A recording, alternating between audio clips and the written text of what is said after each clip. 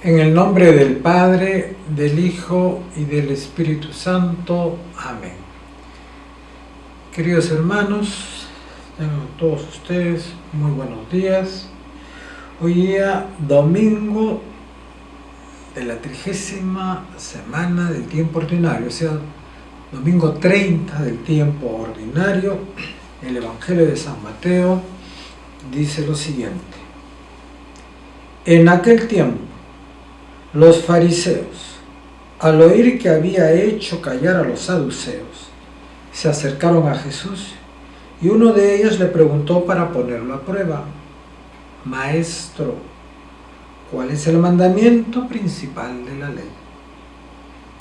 Él le dijo: amarás al Señor tu Dios con todo tu corazón, con toda tu alma, con todo tu ser.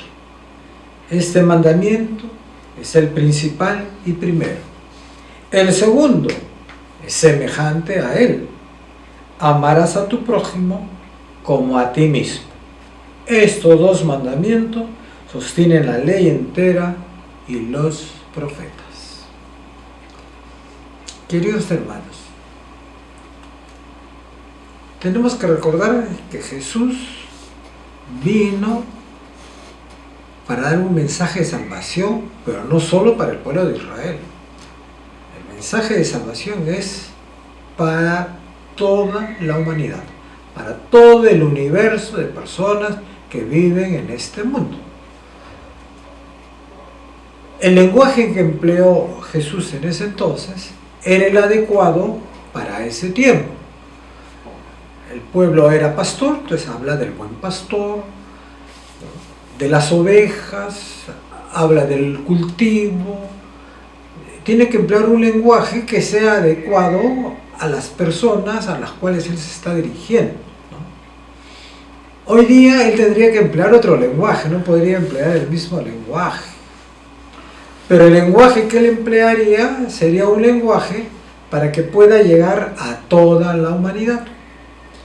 Por eso, al hablar acá de estos dos mandamientos, me recuerda a mí el numeral número 6 de la encíclica Fratelli Tutti, en donde el Papa nos dice lo siguiente: las siguientes páginas no pretenden resumir la doctrina sobre el amor fraterno, sino detenerse en su dimensión universal, en su apertura a todos. Cuando nos habla de la doctrina sobre el amor fraterno, nos está hablando pues de la teología. Jesús no hizo teología cuando él habló. La teología la ha hecho la Iglesia para poder transmitir ya el lenguaje de Jesús, por así decirlo. Por lo tanto, esta respuesta de Jesús, ¿no? Y el documento que ha hecho el Papa, la encíclica, yo creo que la encíclica es la inspiración del Espíritu Santo al Papa, al Santo Padre Francisco, para publicar un documento, como él mismo dice, pueda llegar a toda la humanidad. Porque Cristo no vino a salvar solamente al pueblo judío. Se escogió este pueblo para entrar en la historia de la humanidad y ahí anunciar la buena nueva, ¿no? Pero esa buena nueva hoy día tiene que alcanzar a todos, ¿no? La última beatificación que ha habido es justamente sobre este joven, ¿no?, que él ha predicado a través de las redes sociales, pues, cosa que antes no había, ¿no? Y el segundo mandamiento, que es el amor al prójimo, amarás a tu prójimo como a tú mismo, no es otra cosa que el amor fraterno, la fraternidad dentro del mundo en que vivimos. Por eso yo siempre que predico digo que en el segundo mandamiento, en el amarás al prójimo como a ti mismo, esto se encuentra la justicia social, ¿no? Y el documento que el Papa ha publicado, Fratelli Tutti, es un documento que tiene que alcanzar a toda la humanidad, ¿no? Para que la humanidad alcance la justicia social justamente, ¿no? Por eso es un documento, ¿no?, que no está escrito con términos teológicos, pero sí está iluminado totalmente, ¿no?, por la teología católica. Esa pregunta que le hacen ¿cómo se llama?, al Señor, hoy día lo podría hacer. Serían preguntas que tendrían que hacerse los gobernantes, los congresistas, los gerentes de empresas, todas aquellas personas que tienen a su cargo un grupo humano del cual ellos tienen que responder, ¿no? Son todos los que preguntan, ¿no?, ¿cuál es el mandamiento principal? Y Jesús les va a responder a cada uno de ellos, ¿no?, amar a Dios y amar al prójimo. Pero ¿cómo vas a amar al prójimo? Como a ti mismo. ¿Qué vas a tener en cuenta para amar al prójimo como a ti mismo? La primera bienaventuranza, ¿no? Bienaventurados los pobres en el espíritu, porque de ellos es el reino de los cielos. ¿Qué quiere decir la primera bienaventuranza? Que todos tenemos que reconocer que los dones, ya sean materiales, espirituales, de inteligencia, de conocimiento que Dios te ha dado, es Dios el que te lo ha dado. Que tienes, mejor dicho, es Dios que te lo ha dado para ponerlo al servicio del bien común, ¿no? Y eso es lo que quiere decir la encíclica también, ¿no? Entonces, cuando el presidente tiene que decirse, yo amo al prójimo como a mí mismo. Si amo al prójimo como a mí mismo, ¿cómo tengo que dar las leyes? Los congresistas de la misma manera. Los gerentes de empresas, que dije empresas, tienen que ver a sus trabajadores, es el prójimo hay que amarlo como a uno mismo. Entonces, el día de que todos vean al prójimo como lo pide el Papa en la encíclica, entonces el mundo va a cambiar, ¿no? Y por eso es una encíclica dirigida para todos. No nos vamos a detener en la encíclica, sino vamos a continuar con la vida de San Martín de Porres. Fray Martín de Porres era un hombre sonriente, no era un hombre triste, era un hombre sonriente, habitualmente con el rostro muy alegre y los ojos siempre en tierra. Por una razón tenía los ojos en tierra, para no tener que alternar con las personas y no caer en las tentaciones, ¿no? Todos se habituaron a verlo con el semblante alegre y risueño, por grandes oprobios que le dijesen, y los ojos siempre en tierra, que causaba devoción y veneración.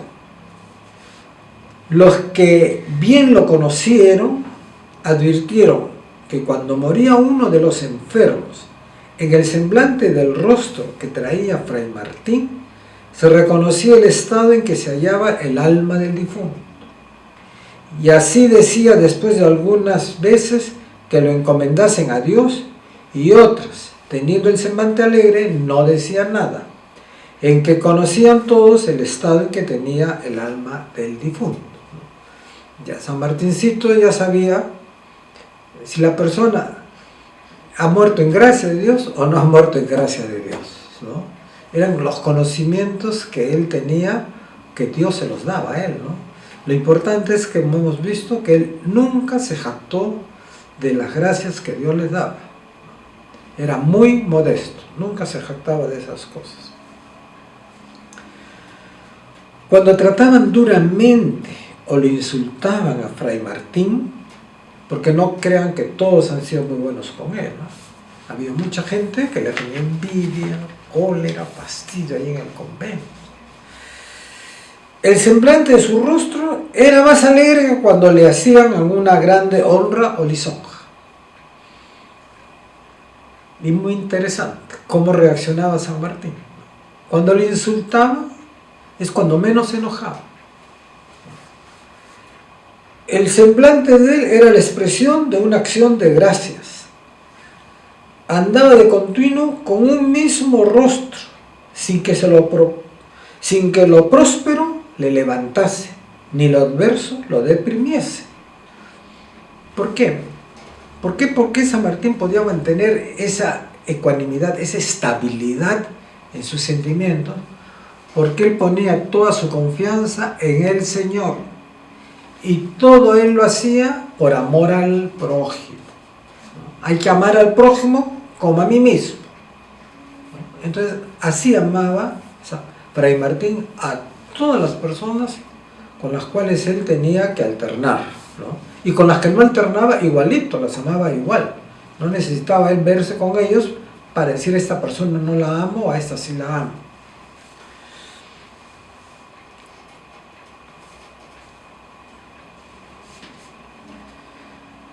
Fray Francisco de Arce, su hermano de claustro, afirma: jamás le vio este testigo airado el rostro ni acción de impaciente, sino que trajo siempre el rostro alegre y el corazón pacífico.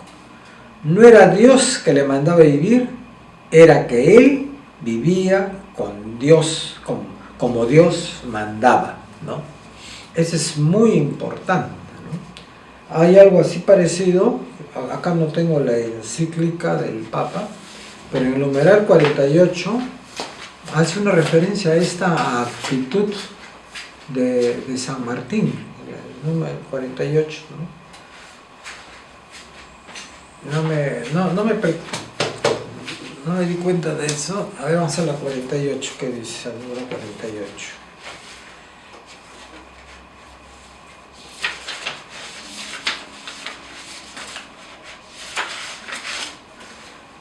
No hay que perder la capacidad de escucha. San Francisco de Asís escuchó la voz de Dios, escuchó la voz del pobre, escuchó la voz del enfermo, escuchó la voz de la naturaleza, y todo esto lo transforma en un estilo de vida. Deseo que la semilla de San Francisco crezca en tantos corazones. Podemos decir que la semilla del corazón de San Martín de Porres crezca en muchos corazones, sobre todo en nosotros los peruanos, ¿no? Que somos devotos de que Fray Martín es nuestro compatriota, no podemos perder esa dimensión tampoco, ¿no? Y que es conocido universalmente. Para sus coetáneos, Fray Martín tuvo el don de profecía.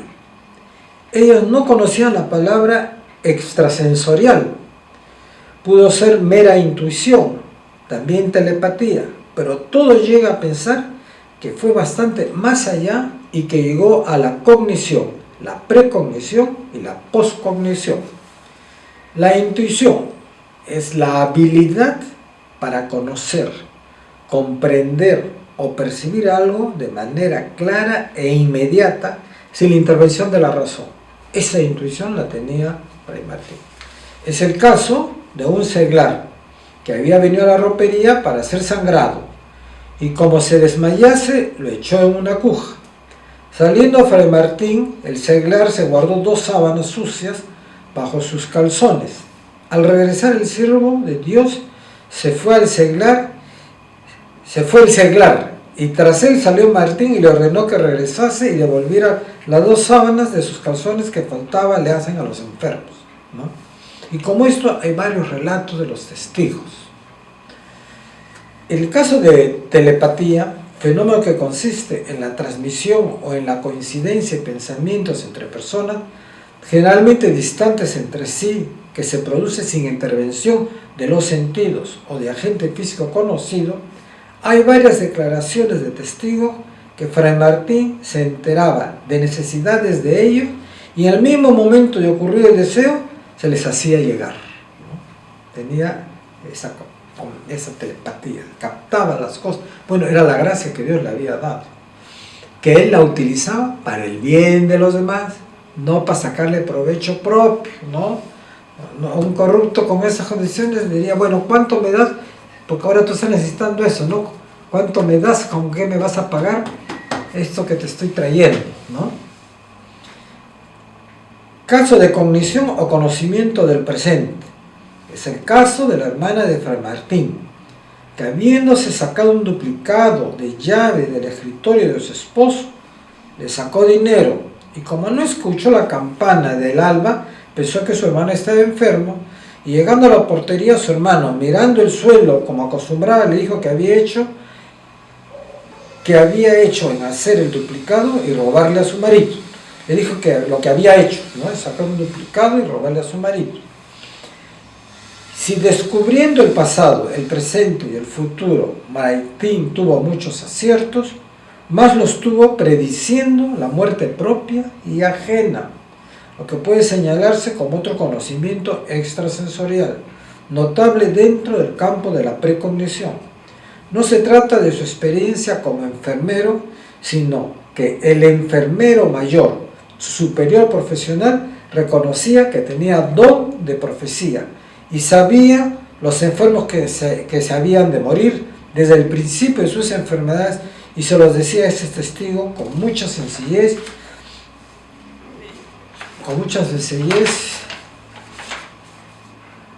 algunas veces, ¿no? Entonces, queridos hermanos, vamos así yendo poco a poco a conocer, estamos conociendo quién era San Martín, Fray Martín, cómo vivió, cómo se desenvolvía él. Vamos descubriendo la persona de San Martín, que deberíamos de conocer toda su vida, cómo vivía, cómo hacía él para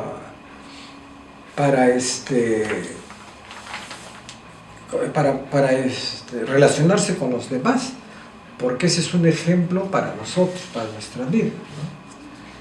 Es un santo que deberíamos de estudiarlo, irlo conociendo profundamente para ponerlo a él como modelo de vida y poder tratar de imitar las virtudes que él vivió, ¿no? Y de esa manera poder amar a Dios y poder amar al prójimo de la manera que él lo hizo. Quizás no lo podemos hacer con la rigidez que él lo hizo, porque Dios quiso que este mulato donado, que vendría a ser lo último de la escala social, fuera el ejemplo para todos los demás. Que el Señor los bendiga, los proteja y los cuide de todo mal. Amén.